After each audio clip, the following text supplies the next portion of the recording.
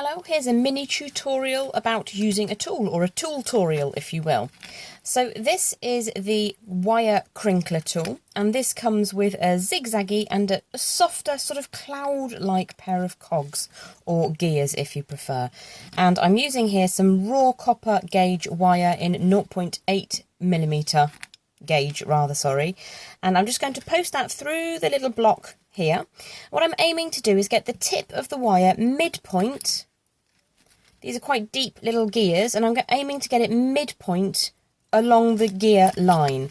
So in through the little block, get that to grip like so. I'm going to press down on the two gears and start drawing the wire through. Now the reason I'm pressing down so hard is because these are on pins, and I'll show you in a second when I disassemble it, and the pins can be quite movable, quite mobile, and that means that the gears can lift away and your wire may get trapped underneath. If you aim too high with the tip of the wire when you're coming into the gears, what can happen is the wire can come up and out, and it will leave you with a bit of a mess. So if you put a little bit of pressure into the winding, into pressing the gears down onto the back plate, then you get quite a nice turn of crinkled wire. I'm going to trim this one just now and just push that all the way through.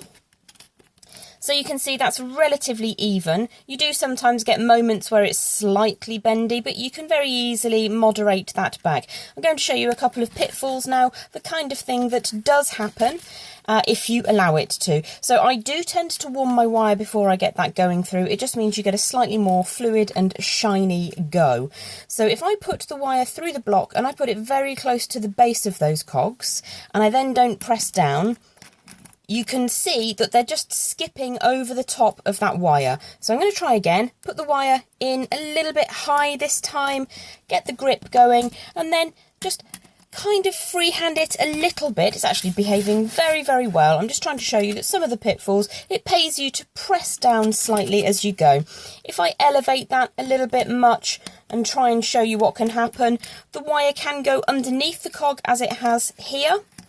And then if you try to get that back in, it's very, very difficult to get that to line up, but you can. So that's how you would rescue.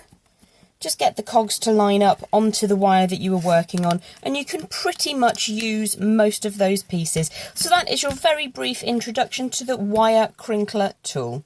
Have a lovely day. I've been Gem Hawks. I still am, in fact. See you later.